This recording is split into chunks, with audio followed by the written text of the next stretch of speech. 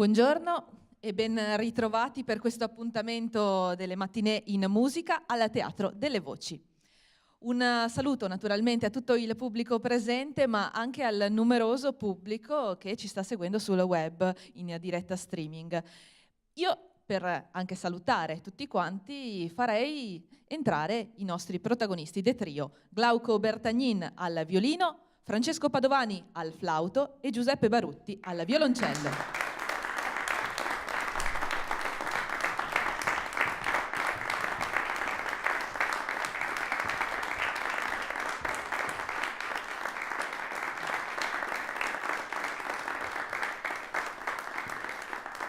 Ho fatto entrare i nostri protagonisti perché vorrei anche loro fossero appunto parte di questo saluto in tutti gli angoli del mondo, grazie anche alla Trevisani del Mondo. Oggi abbiamo ospite ed è un onore per noi avere ospite Don Canuto Toso, fondatore proprio della Trevisani nel Mondo. Un applauso a questa grande realtà.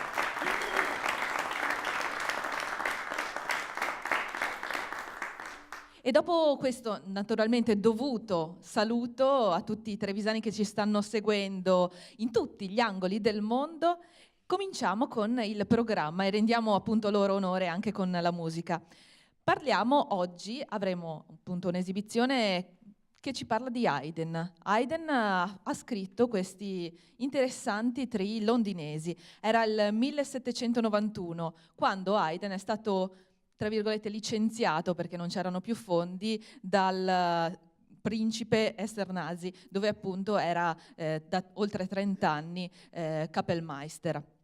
Una vicenda che appunto gli ha permesso comunque di trovare nuove opportunità. Ormai era famosissimo in tutta Europa, il genio di Mozart era ormai svanito perché era morto, quello di Beethoven doveva ancora nascere perché doveva ancora sbocciare, era appunto molto giovane ancora Beethoven, e Haydn decide di andare in Inghilterra, seguendo un po' una proposta che ormai si faceva sempre più pressante da un impresario e violinista, appunto tale Salomon.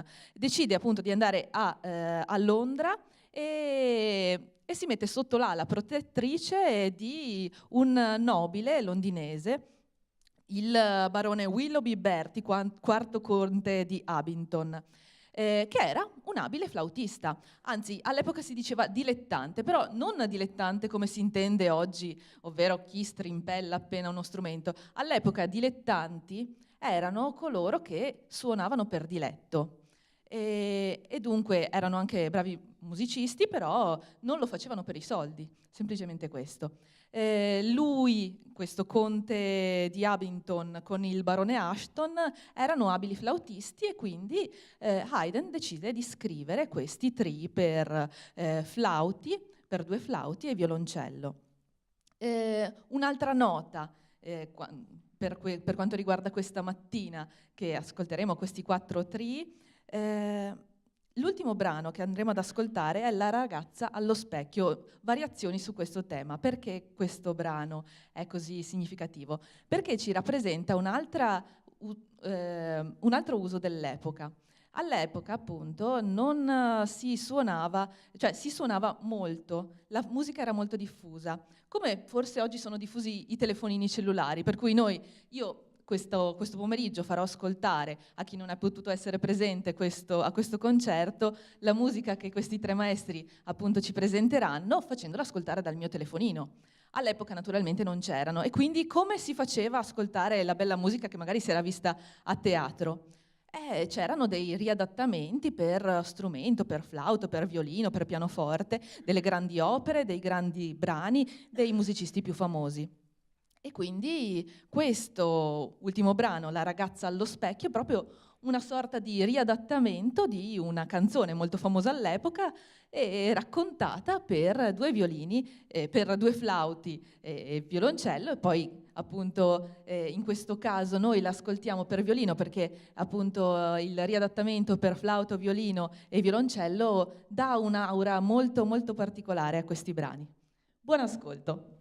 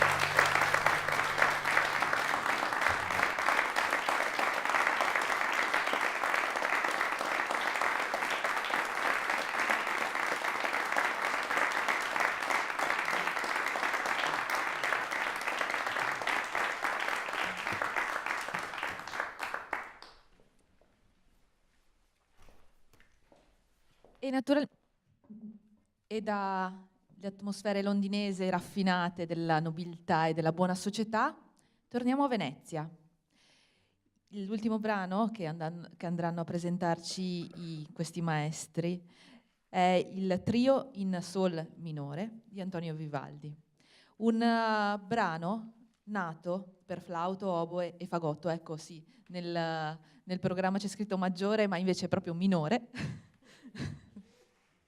E ci riporta a delle altre atmosfere. Sempre questo studio raffinato per trio di un altro grande ingegno, un nostro grande ingegno che era appunto Vivaldi, dalla grande tempra inventiva. E ci porta però fuori, un po' al di fuori del solito Vivaldi, con questo genere proprio per fiati, dalle sonorità molto diverse. Si tratta di un vero e proprio brano concertante, perché cerca Vivaldi delle sonorità che esulino dagli scritti già esistenti e quindi dal contrasto tra solo e appunto l'orchestra. Lo fa però con delle suggestioni che appunto riguardano il trio, che ci permettono dei suoni in contrapposti, che grazie anche proprio a questi canti contrapposti appunto ci suggeriscono queste interessanti suggestioni immaginatorie. Il trio in sol minore, Antonio Vivaldi.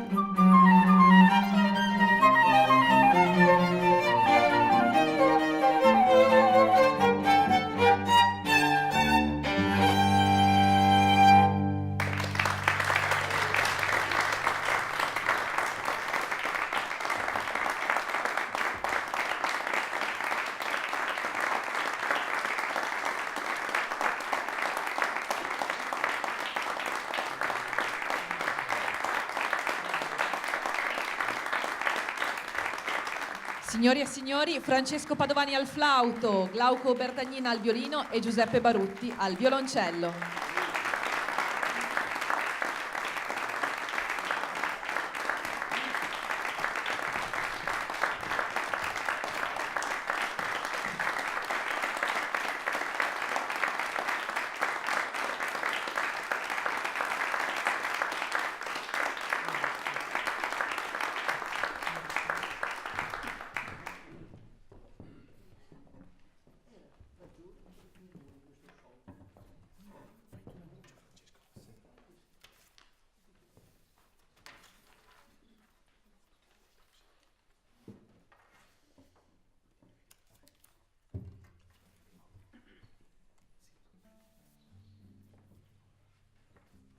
Posso annunciare lo stesso anche se... No, ma penso mi sentano. Sì. Ho la voce un po' chiusa perché sono leggermente raffreddato. E eseguiremo, torniamo a Londra, eseguiamo un allegro della tria sonata di Giuseppe Sammartini, che era un oboista dell'orchestra di Handel e tra i fondatori, con il fratello, del genere sinfonico. Allegro.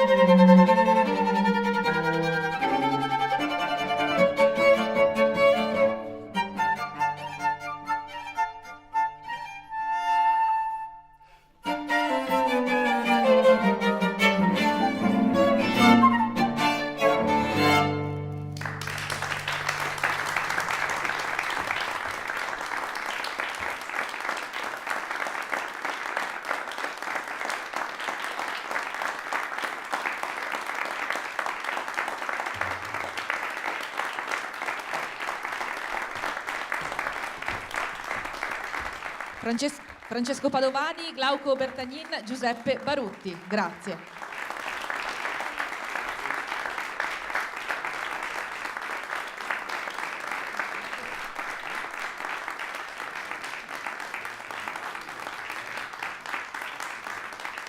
Chiediamo un altro bis.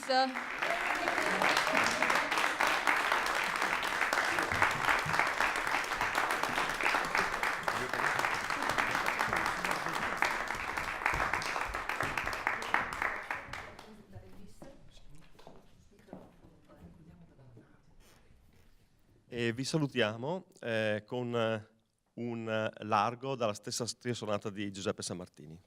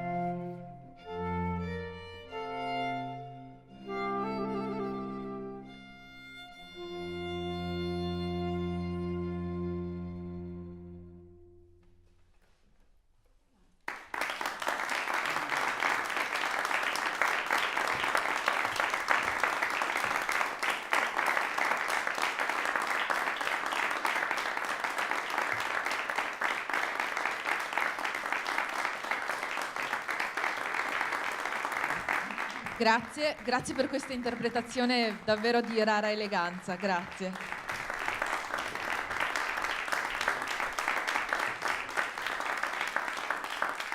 E purtroppo questa matinée è in chiusura. Io vi ricordo i prossimi appuntamenti, i prossimi 2 appuntamenti. Giovedì 8 dicembre il violoncello di Giuseppe Barutti con in suite la solitudine e il canto, le prime 2 suite di Johann Sebastian Bach. E ancora invece l'ultimo appuntamento davvero da non perdere, domenica 11 dicembre con i saluti di Natale dell'orchestra da camera I solisti di Radio Veneto 1, diretti naturalmente dal maestro Giorgio Ossini. E qui naturalmente un ricco repertorio natalizio, Tartini, Vivaldi, Bach, Mozart, Fauré, Saint-Saëns e Elgar. Buona domenica e buona continuazione, ancora sempre con questi matinè. Grazie.